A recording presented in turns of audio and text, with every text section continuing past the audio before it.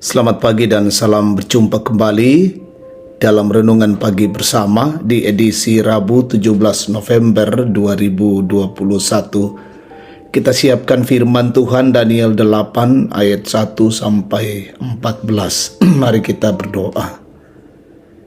Syukur dan terima kasih kami panjatkan padamu Bapa atas kebaikan dan kemurahan-Mu boleh menuntun kami memasuki hari baru ini yang adalah karunia-Mu.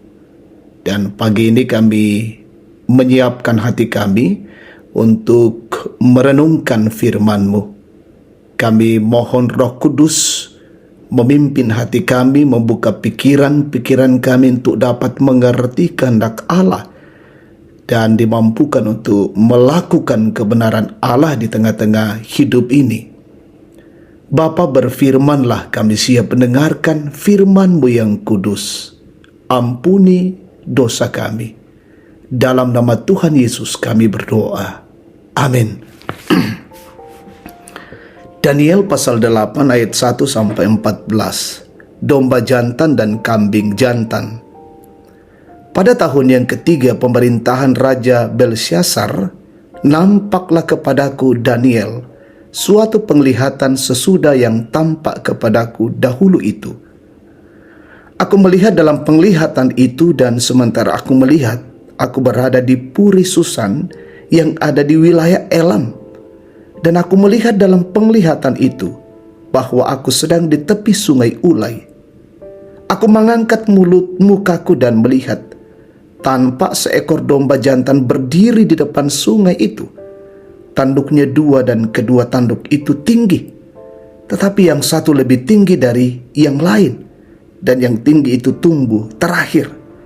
Aku melihat domba jantan itu menanduk ke barat, ke utara, dan ke selatan, dan tidak ada seekor binatang pun yang tahan menghadapi dia, dan tidak ada yang dapat membebaskan dari kuasanya.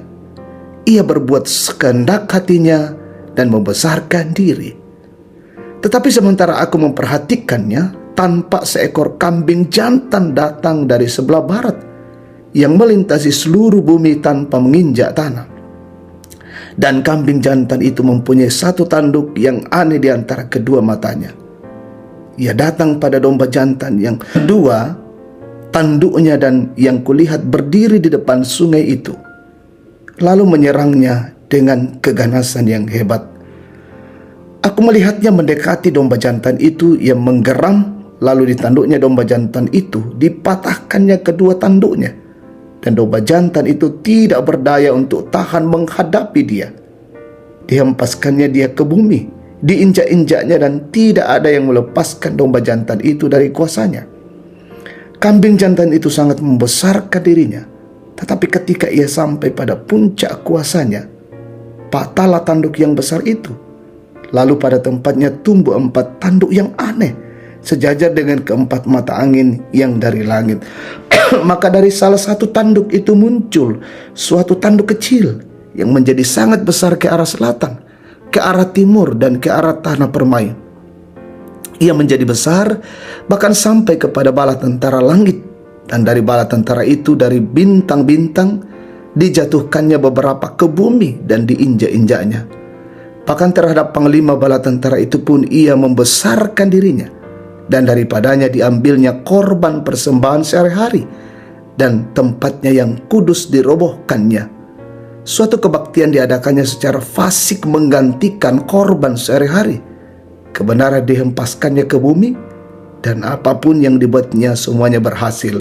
Kemudian kudengar seorang kudus berbicara, dan seorang kudus lain berkata kepada yang berbicara itu, sampai berapa lama berlaku penglihatan ini, yakni korban sehari-hari dan kefasikan yang membinasakan, tempat kudus yang diserahkan, dan bala tentara yang diinjak-injak. Maka ia menjawab, sampai lewat 2300 petang dan pagi, lalu tempat kudus itu akan dipulihkan dalam keadaan yang wajar. Amin. Firman Tuhan. Tema kita hari ini, keunggulan di Polosongona. Setiap orang punya start point yang berbeda-beda. Artinya masing-masing orang punya cara memulai yang tidak sama. Karena ketidaksamaan cara memulai tersebut, maka otomatis ada yang duluan sampai dan ada yang belakangan. Itulah sebabnya ada yang unggul dari yang lain. Contohnya, jika hari ini kita sudah bisa naik motor dan tetangga kita belum bisa, itu karena kita lebih dahulu belajar naik motor dari tetangga kita. Hal inilah yang kadang tidak dimengerti dengan baik oleh orang-orang saat ini. Banyak yang memahami kata unggul dengan artian menang kalah dalam berbagai hal. Pengertian itu sudah menjadi budaya yang negatif. Bacaan pada saat ini menjelaskan mengenai penglihatan yang dialami oleh Daniel tentang seekor domba dengan keunggulannya berbuat seenaknya dengan hewan lain. Kemudian seekor kambing yang juga dengan keunggulannya berbuat seenaknya kepada seekor domba tersebut.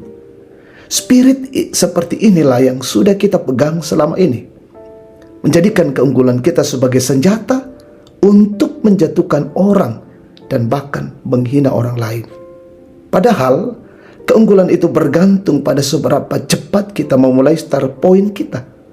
Seharusnya keunggulan bisa menjadi berkat bagi kita dan orang lain, dengan cara menjadikan keunggulan itu sebagai kesempatan kita untuk memberi berkat kepada orang lain, daripada digunakan untuk menjatuhkan atau menghina sesama kita. Memang sulit mengubah sesuatu yang sudah melekat lama pada diri kita. Tapi sulit bukan berarti tidak bisa. Gunakanlah keunggulan kita menjadi berkat bagi sesama. Tuhan memampukan kita. Amin. Kita bersyukur, kita berdoa. Terima kasih Bapa untuk setiap kebenaran firman-Mu yang boleh kami renungkan pagi ini.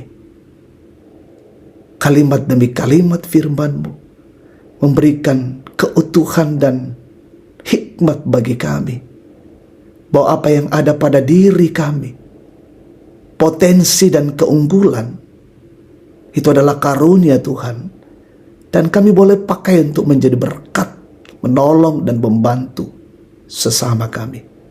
Bukan untuk meninggikan diri, bukan untuk menonjolkan diri, bukan untuk prestasi, tapi kami mau nyatakan sebagai bukti cinta kasih kami kepada saudara-saudara kami. Bapa di sorga, perkenankan kami menikmati kasih-Mu hari ini. Karena itu peliharakanlah hidup kami dalam bekerja, dalam berusaha melakukan tugas-tugas dan tanggung jawab kami hari ini. Kami mohon perlindungan dari-Mu.